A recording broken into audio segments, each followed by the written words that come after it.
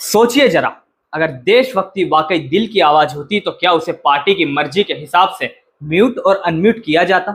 क्या सैनिकों का सम्मान भी आइडियोलॉजी अप्रूवल से पास होता? और महिलाओं की इज्जत, वो तो बस नेताजी के मुंह से निकली लाइन के नीचे दब जाती। इसलिए आज हम बात करने जा रहे हैं उस कटु सच्चाई की जो आपके दिल को तोड़ेगी लेकिन शायद आंखें खोल देगी। और अगर आप सच में देशभक्त हैं तो इस वीडियो को आखिर तक देखिएगा, क्योंकि बात सिर्फ एक या दो नेताओं की नहीं है, बात है हमारे पूरे सिस्टम की, सड़न की।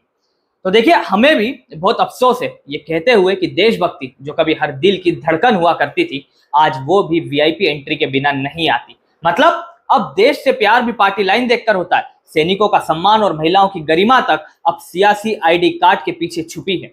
विजय शाह और राम गोपाल यादव दोनों अलग अलग पार्टी, अलग अलग स्टेटमेंट, लेकिन दोनों की बातें एक जैसी, गद छोड़ गई।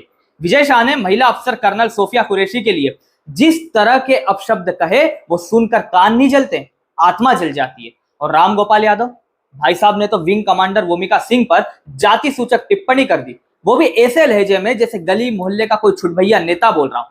अब आप सोचेंगे ऐसा हो गया तो जनता का क्या रिएक्शन होगा? देश उठ खड़ा होगा? नहीं भाई नहीं, यहाँ तो जनता दो हिस्सों में बढ़ गई। कुछ बोले राम गोपाल गलत है और कुछ बोले विजय शाह ने माफी मांग ली है ना। वाह रे देशभक्ति, क्या शानदार सुविधाजनक वर्जन मिल गया है आजकल। अब देखिए बीजेपी ने क्या किया, विजय शाह पर एफआईआर तो कर दी, लेकिन धाराएं ऐसी हल्की जैसे चाय में डाला गया दूध, दिख भी रहा है और गायब भी हो गया।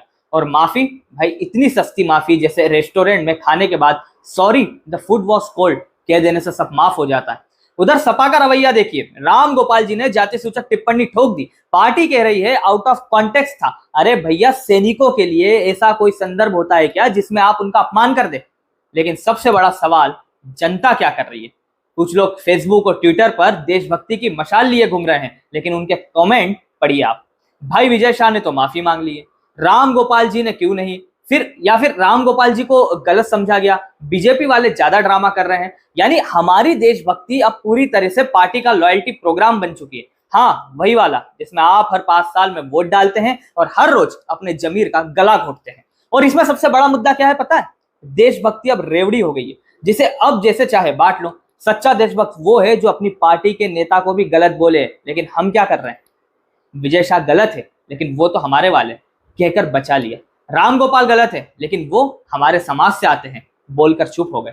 यही तो सियासत चाहती है, आपकी अंतरात्मा को कंफ्यूज कर देना, और इसमें वो कामयाब भी हो रहे हैं। बीच में एक और जीनियस की एंट्री होती है, मध्य प्रदेश में बीजेपी के डिप्टी सीएम जगदीश देवड़ा की। भाई साहब ने कह दिया कि देश की सेना मोदी जी के चरणों में नतमस्तक है। अब यहाँ हंसी रोके नहीं रुक रही। मतलब देश की सेना जो राजनीति से ऊपर मानी जाती है, वो अब चरणों में नतमस्तक है। भगवान कसम, इतना घातक चापलूसी तो फिल्मों में विलेन भी नहीं करता। अब देखिए, सियासत की गंदगी की हद यहां तक पहुंच गई है कि हमारे देश की बहादुर बेटियां colonel Sophia Qureshi, wing commander Vyomika Singh, जिनके लिए हमें खड़े होकर तालियां बजानी चाहिए, उनके लिए कोई नेता खड़ा नहीं होता। कोई नेता नहीं कहता गलत कहा गया, सजा मिलनी चाहिए। क्यों? क्योंकि नेताओं को अपनी सीट प्यारी है, बेटियों की इज्जत नहीं। और जनता, अरे भैया जनता तो वही है जो आईपीएल में टीम बदलती है लेकिन पार्टी कभी नहीं बदलती। और सोशल मीडिया पर लड़ाई ऐसे करते हैं जैसे पार्टी के सीईओ। कोई लिखता है जय हिंद, लेकिन सामने वाले के पोस्ट पर जाता है तो लिखता है तू देशद्रोही है। वारे डिजिटल देशभक्ति। कभी कभी लगता है पता नहीं किसी दिन इंटरनेट बंद हो जाए तो कितनों की देशभक्ति भी लॉग आउट हो जाएगी।